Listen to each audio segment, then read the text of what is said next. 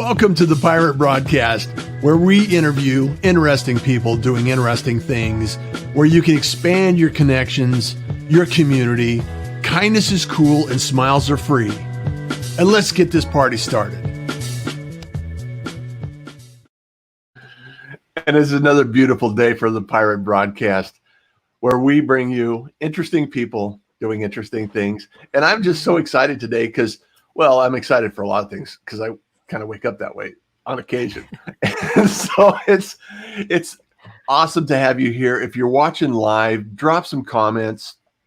And if you're watching the replay, like, share, comment, and get engaged with the community. The pirate community is a very active community that is very open and willing to make those connections and start the conversations, because I believe that's what it's all about. And today we're going to have a conversation with Donna Peters. She's been an actress and a corporate, deep undercover in the corporate universe. And also she's part of the Me Suite. And we're going to dive into what that actually means a little bit and discover a little thing that might help you out along your journey. So, Donna, welcome to the Pirate Broadcast. You're now a pirate. Yes, thank you for having me. I'm thrilled that you might find me a little bit interesting, and this is a great way to start the day. Every Friday or every day I start this show, and it's like I don't do the weekends. I started out thinking I might do the weekends, and it's like, I probably need to pause on the weekend and, kind of take some time to recharge. I don't know, maybe, like some people do, but I love what I do. And I appreciate the fact and the opportunity that we can actually come together. Now, you started off as an actor, early days and the roaring 20s, as some people say. It's like, okay, the time of discovery and the creative process. And so how did you talk a little bit about your journey to get to the Me Suite, and let's dive into that. Yeah. So it sounds a little incongruous to have been a professional actor and then go into corporate America, where I was a partner at a consulting firm I wasn't a partner for 20 years, but I was in consulting for 20 years. Yeah. And then to now have my own business around career coaching. But they sound incongruous on a sheet of paper, but if you really break it down, there's a common denominator that I reflected on and found in the journey. And it's basically, I like to put myself in the shoes of other people and see things from their point of view. And that's what actors do every day. Why is this character thinking as they do? Why are they using the words they're using? Why did they take that action at that moment? And that's what I did all through client service in my consulting role. Put myself in the shoes of the client. Why are they seeing this problem from this point of view? How do I need to communicate to influence them or help them think differently? And then now in my career coaching and leadership development services, it's very, very similar of what are the person's self-limiting beliefs that are keeping them from breaking through and having the future that they want. So that's I see a common thread that I know on a sheet of paper doesn't look completely obvious. I have a similar background, so it completely makes sense to me. Yeah. and the fact that what you're really doing is dealing with people. You're understanding what their desires and their requirements are and what they need. Yeah. And when you peel it back, it's really about this idea that we can understand what is keeping them up at night, what is challenging them in their thought process or blocking them from moving forward. Exactly. On a challenge or a problem or something else. And sometimes it's just a few degrees of, putting something out to somebody that says, hey, you can move here and everything will change. Yeah. And being able to see that and help them move around the corner is sometimes just a perception, and sometimes they're so close to the problem, they can't see that. So I'm sure you've experienced that many times in your career. Yeah. And I always had this belief, and then I found some science behind it. There is a new book by Kate Murphy. Okay. Kate. I think I have the first name right. I know I have the last name right. I think it's Kate Murphy. And it's a book called Youre Not Listening. And it's science Mhm. behind the fact that those that are closest to us are often not listening closely because they think they know us so well. They think they know what we're going to say, or they think they already know why we're thinking the way we're thinking. So basically, the people that are closest to us aren't listening as closely as they should. That's what's proven in this science from the book, You're Not Listening. And that's Yeah. why people need the outsiders and the third parties like career coaches and like what you do when you're advising your clients, that outside point of view to help people really see the situation that they're struggling with. It's a real thing. It's a real thing. Yeah. Science, folks. So Science. there you go. We're proving it here. Kate Murphy. She did not write Murphy's Law either, did she? She did not. She's way too young for that. That could have been her grandfather. I don't know. Could be. Maybe there's some connection there, you know. If you pull the thread long enough, you'll always find a connection. Yeah.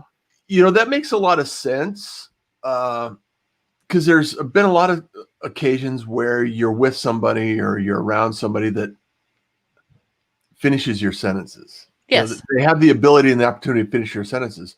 And when you're stuck so close to the problem, a lot of times you can't see the solution. You know, it's like being the pickle inside the pickle jar. You can't read the label, right? Yeah. And so if we take that analogy and you have somebody that you're working with that sees the exact same thing you do, it doubles the problem. It doesn't. That's exactly right. It doesn't relieve the problem. So I want to shift gears a little bit because this is something that's been top of mind for me, and I think that you could. I think you could probably give me some new perspective on it. Is as a consultant, and it's someone that is attempting to change behavior or remove a restriction or some friction in somebody's area of expertise where they can move forward in their process. Do you ever get the sensation it's like an identity crisis or, you know, the imposter syndrome where you're thinking, who am I to offer this information to this person that knows so much about this subject? And how do I maneuver through that in an intelligent way that allows me to be the authority or give them the confidence that that's the decision they need to make? Oh, interesting. Yeah, so I do deal with change constantly. Yeah. And even in my corporate consulting world, everything is about change because companies can't stay relevant for the future if they aren't changing, and individuals can't either, obviously. Right. One of the at the soul of the me suite mindset, I call it me suite mindset, is that we should be running our own personal lives like C-suites lead companies. So knowing an acronym doesn't make you smart, but not knowing it makes you feel silly. So let me describe that just for a moment. C-suite meaning chief executive officer, chief financial officer. The C is chief. So that's C-suite. And I am getting to your answer, but in a circuitous route, but I am getting there. In the me-suite mindset, we want to be doing in our own personal lives the things that C-suites do for the companies that we most admire. Yeah. We want to be marshaling our own core values. We want to be keeping our day-to-day running smoothly. We need that now more than ever. And we want to stay fresh and relevant for the future that we want to have. And that's what C-suites do for companies. It's what your me-suite mindset would do for you. The staying fresh and relevant for the future you want to have is all about change. This is me coming back to your question. It's all about change. And change is painful. There's neuroscience behind this. I can, again, recommend some other readings for listeners on this one. David Rock is a wonderful person to read around the neuroscience behind change, and change is painful. Change is painful for most people because it almost always comes with a sense of loss. Absolutely.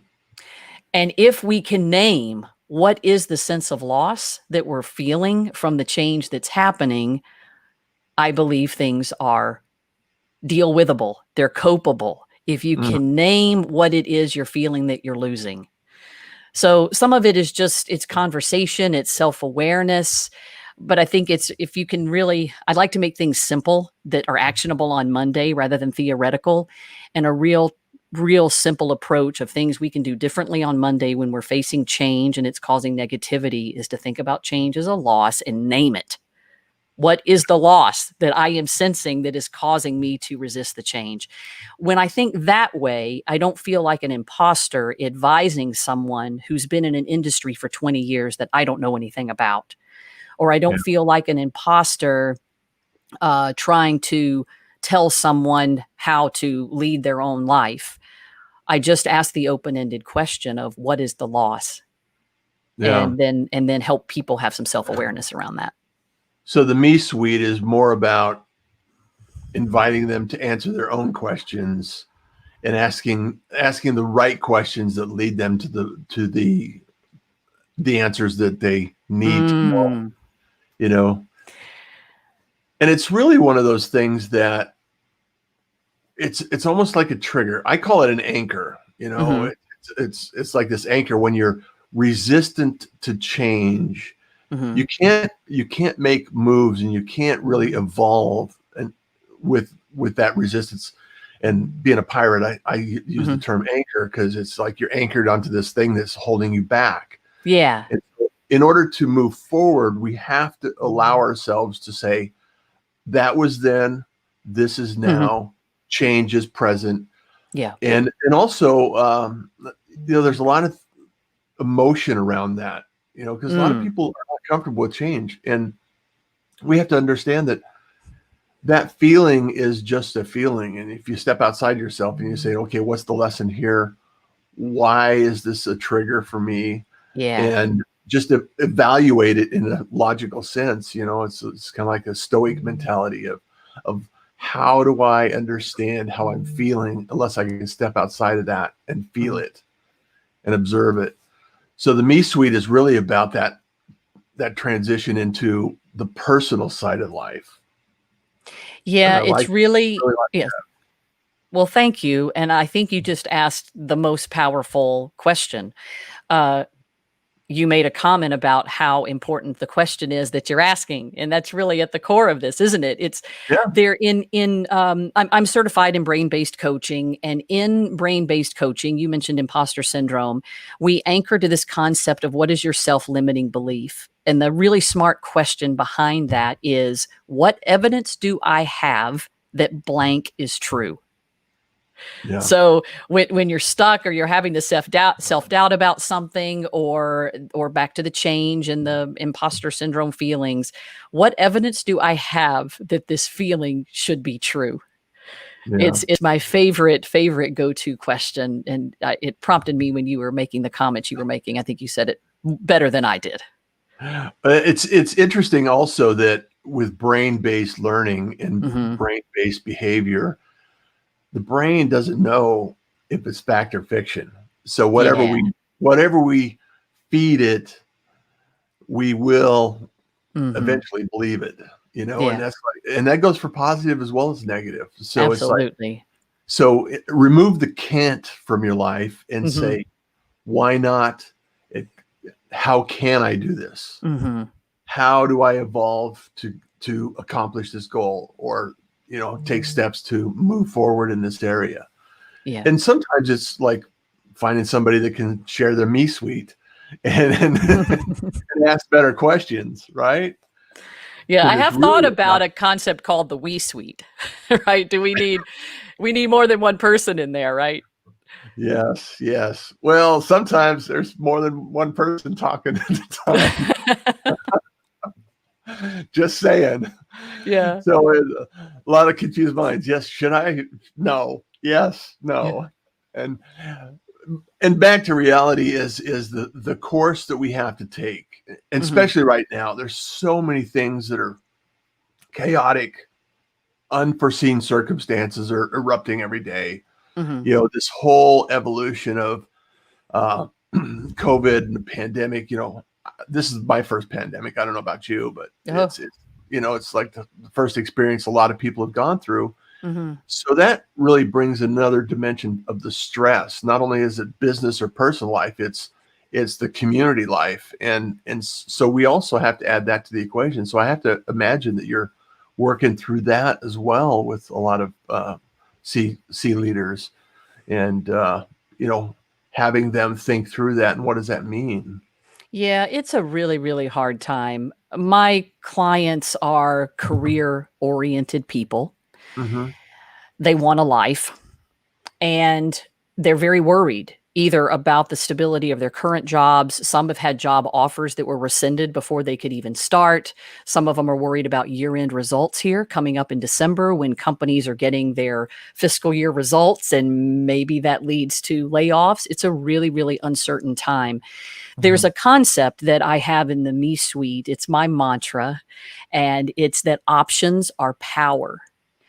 And so Options are power. options are power. And the reason people go into depressed places, I should Mm-hmm. say a reason, not the reason, Yeah. a reason that people go into depressed thinking or they have anxiety is often because they feel trapped Mm. and out of control.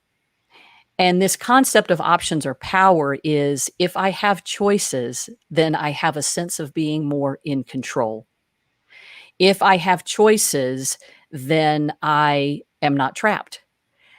And I work with clients. Some of these are just starting careers. Some of them are next generation, climbing up the ladder, and some are up there in the Yeah. C-suite. And I work with them on 4 things that I believe are necessary for surrounding yourself with options. And they are the network that you build of the people around you, right? Mm-hmm. Like Donna having a chance to meet Russ And become a pirate. and become a pirate. The second one is thinking fungibly about your skills. I'll focus on that one in a second. The Yep. third one is health. We cannot always control the circumstances around our health, but for the things you can control, take the reins. And Yeah. then fourth is financial health. And that doesn't mean go make a lot of money. It means be really, really smart about what's coming in and what's going out and know things like taxation. Mm-hmm. Understand what is happening in your financial realm. So it's network of people, fungible skills, the physical health, and the financial health. And if you Yeah. surround yourself with those 4 things, you create options in the decisions that you can make. You filter those decisions through your core values, and it helps with anxiety, stress, depression. But on the positive side, let's talk about the positive benefits of it. It starts to hit on the cylinders that you preach in the pirate community around positivity, creativity, and motivation. There's Yeah. no better fuel for creativity, no better fuel for motivation than you feeling that you have options and that you're in control of your future. Absolutely. Absolutely. And I've been very cynical about this idea that I have real security in my life, because of the Mm, decisions I've made. mm, And I've made some good decisions that turned out poorly, and I made some bad decisions that gave me experience and education beyond wealth could ever achieve. mm, And so through this journey, I find myself understanding that it's not necessarily, and I agree with everything you said. I do believe those are foundational principles that everybody needs to understand and appreciate and move mhm, forward with. And mhm, I also imagine that there's 2 schools of thought. mhm. And I want to kind of dive in and talk about this because it's Okay. important. Is there's the individual, and we all know these individuals that they're like chess players. Mhm. They're very seldom present because they're playing 5 steps ahead. Ah. And they're very calculating in everything they do, how they do it, why Mm. they do it, and when they do it. Yeah. And then there's the other individual, which they tend to be more on the creative side, where they're saying, I'm finding joy today. I'm in the moment. Yeah. I know tomorrow will be here. I don't have to deal with that today because today is what I'm focused on, and I'm going Mhm. to create what I can create today. And with the anticipation that that will propel them into tomorrow. Right. Yeah. Yeah. And neither one, I think, is right or wrong. It's not about right or wrong. It's more about what fits your style and what brings you joy. Mm-hmm. Knowing what's next is something, I've had this conversation with my sister. It's like knowing what's next brings comfort. Oh. Having the unknown in front of you Mm-hmm. is a scary place. Mm. And for me, it's like, it's not a scary place. It's like Okay. a place of discovery. I get to Yeah. discover something Surprise. new. Surprise! I get a prize. It's like, is it a good one? Is it a bad one? I don't know. We'll find out. Stay tuned at 5. And I just think that there's this, and it's just a wide world of, so many personalities, so many different options. And if you take the 4 foundational areas that you work on, and you build that as an anchor, so to speak, and a foundation, then it gives you the opportunity to go either way and be who you really are, because that's really, I think, what we're born to do, is be who we are, bring the gifts to the table, and help each other out. So, and I'm trying to think. I'm not sure if I'm agreeing or disagreeing with what you said. Can I think out loud for a second?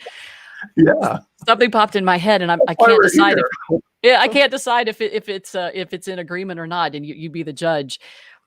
There's a quotation that I love. Some have attributed it to this early day famous dancer named Martha Graham. Anybody in the school of dance would know her name, but not a common household name. They attribute a quote to her that only through 20 years of rigorous training can you be spontaneous as a dancer. Yeah. And it would apply to a musician. It would apply to an athlete. And I think it just applies to humans, that the more planful you are, the more you can have flexibility. So it's almost like the more thoughtful you are around where you may want to be in 5 years, the more flexible you are to the surprises that pop up and the bumps along the way. Maybe that's the middle of you and your sister. I'm not sure if did that support your way of thinking, or was that the opposite? I'm not sure. No, it actually supports both outcomes. Okay. Because as an actor, this is Yeah. the best creative people are the ones that practice their craft to the point where it's invisible. There you go. That's it. And it's consistency and it's tenacity in the craft. Right. And it's like life is an instrument. We have to learn how to play it. Some people play it 5 steps ahead. Some people play it in the now. Yeah. That's it. I love the way you said that. Yeah. Yeah. I think of Wayne Brady, the improv actor, is a great example. People watch him on TV and think he's the most amazing genius. Probably people would have thought this of Robin Williams as well. Yeah. The most amazing improv, spur of the moment, spontaneous geniuses. And they are. And they are extremely well trained. Yeah. And that's what allows the improv. Yeah. So practice till it's invisible. Yeah, I love that. Yeah. I know that there's a lot of things that are going on in your world. And before we wrap up today, I want to make sure that we cover some of the things that are exciting for you. Yeah. I know you're working on season 2 of your podcast. So if you haven't checked out the podcast, go check it out. Where's the best place that they can find you on your podcast? Yeah. So the podcast is also called The Me Suite, and it's available on all podcast platforms. It's also available at my website. It's themesuite.com, but it has dashes in it. So it's the-me-suite.com. But any podcast platform. Season 1 has 59 episodes where we interview C-suite leaders on what are the disciplines that they're applying in the corporate world that should be things that we bring into our own lives, so that our own personal lives are. Can you imagine, like, your personal brand? Yeah. We need a chief marketing officer mindset to marshal our personal brand. We need a chief financial officer mindset to be more deliberate in our personal financial planning, or the CEO mindset around what is the vision and the culture that we want to be building and creating in our own immediate family. and Yeah. core values. Every interview in season 2 will be this way as well. It's a core tenet that I did not change in season 2. Everything is grounded in core values, and every interviewee is asked, what are your core values and how do they drive key decisions in your life? So We will all of the links in the post, and we can find that at russjohns.com. It'd be terrific. I want to highlight a couple of people in the room today. I kind of got away because I was really involved and engaged in the conversation. I just and it's like Wendy says, new time. No, I think, I'm in Arizona. Huh. So those that are not aware, Arizona does not adhere to the daylight confusing. It's confusing. It's confusing sometimes. I got to do math on occasion. So Paula Goodman. Paula's here. She's a pirate. Thank you so much for being Wonderful. here, Paula. Awesome. Thank you. And then we got Paula. Hello, he says. Howard Kaufman. Great point. Have learned change is truly a roller coaster. You go through all the stages and it will repeat. Nice. That's so true. Angie says, let me see if I can get to Angie. Tracy, good morning, Angie. And then Angie says, good morning. Great supporter. Michael, yes, to help them become aware of. I'm sure it was part of a conversation we were having earlier. Yes, to live by faith and not controlled by fear. There we go. Yeah. Yes, absolutely. Absolutely. And servant leadership. Love it. It's fantastic. I know a lot of people, the best leaders I know are let me say the most, the leaders I admire most are the ones that are givers. They're servant leaders, and they're really involved in the community. Pirate for Life, Nick Dorsey. He has a podcast as well, so it's wonderful. Podcast, yes, podcast. And Eileen, thank you, Russ and Donna. Thank you so much. I appreciate that. And if you have any questions and you want to contact, we'll have all of the links in the conversation and everything that we've got here in the Pirate Broadcast show notes.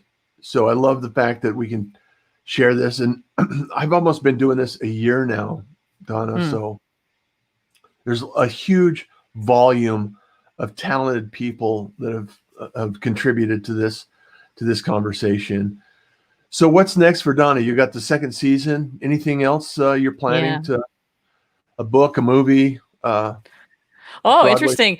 Yeah, I am planning a book. And it's largely the learnings from all these interviews in the podcast, and basically under the umbrella of people are amazing if you give them a chance to tell their story. Yeah. So that's planned for 2021. I'll have to keep you posted. Yeah, and come back on and when you're ready to promote it. So we'll be fantastic. Yeah, get the pirate community.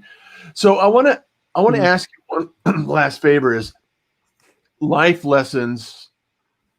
What's a word of wisdom? Something that you can leave as a legacy here in digital media and the Pirate Broadcast to share and kind of inspire some people around us today. Okay, can I have maybe a fun one and a serious one? Absolutely. Do I have time for one of each? Whatever you okay. Yeah. So maybe this is under the servant leadership. I think it was Nick Dorsey had posted the servant leadership. It's ironic that I have a business called the Me Suite because one of my main life lessons I like to impart on what I've learned in my years is we use the word I a lot, but we is almost always a better representation of how something got accomplished. And so on my more serious side, I say on Monday, write someone a handwritten thank you note that you have been meaning to write. Don't text them, don't email, sit down and write it on paper and put it in the mail. And think about all those people that you could not have gotten something accomplished with without the we, and write them a note. So that's my more serious one. We instead of I. Yeah. And then On a lighter note, there's a lot of talk in the world today about multitasking and, oh, don't multitask, and digital technology makes us all multitask and it's bad for our brains. And if that's science, I believe it. And I like to interject a different concept because time really is what nobody has enough of. And in all of my career coaching, time is the limiting factor. Well, I don't have time to add that to my list, et cetera. And so I want to leave people with a concept of combining. So instead of, I'm not talking about multitasking, I'm talking about combining, and try to find things that allow you to take the actions you wish you were doing and find things that combine it into one. So if you wanted to read more biographies, listen to audiobooks while you're walking, right? Yeah. If you, my big one is I garden. And it allows me to get exercise. You have no idea how high you can jump when you overturn a snake in a pile of leaves. So I get exercise while I'm gardening. I get friends to come and pick vegetables. So it's kind of a fun little thing with friends. You're outside, you're getting vitamin D and oxygen and all that other good stuff. So for me, my combining activity is gardening, and it allows me to check off a lot of boxes. Some may call it multitasking. I call it combining. So I really love for people to even shoot me your fun ideas that you found for combining, because I think it's really the only way that we can fit it all in, because your time is always someone else's. Yeah, and, absolutely. And it's a way to make some time for yourself. Fantastic. I love that we had this conversation. I love the fact that we can actually understand and appreciate each other a little better through conversation and sharing this information, day after day, week after week, and hopefully year after year. I just really appreciate you, Donna, and thank you for the Me Suite, and keep us posted on when the next season of the podcast is coming out. And if there's anything we can do to add value to your day, please let us know. Well, you've already done that. So thank you so much, Russ, and to all the pirates in the community.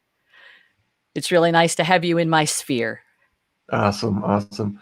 Well, thank you everyone for being here. And as always, please like, comment, and share, and all that social stuff that keeps things moving forward. I know that it's a challenge at times. We're all busy. We all got something to do. So hopefully you can take a moment and add some value to the community that you're working in, living in, and dealing with. And I just appreciate everyone here. And thank you so much for being here and a part of the pirate community. And also, kindness is cool. Smiles are free. And you enjoy the day. Take care, everyone. Thank you for joining the Pirate Broadcast. If you found this content valuable, please like, comment, and share it across your social media channels. I would love the opportunity to help others grow in their business. The Pirate Syndicate is a platform where you show up, we produce the show. It's that easy. If you want to be seen, be heard, and be talked about, join the Pirate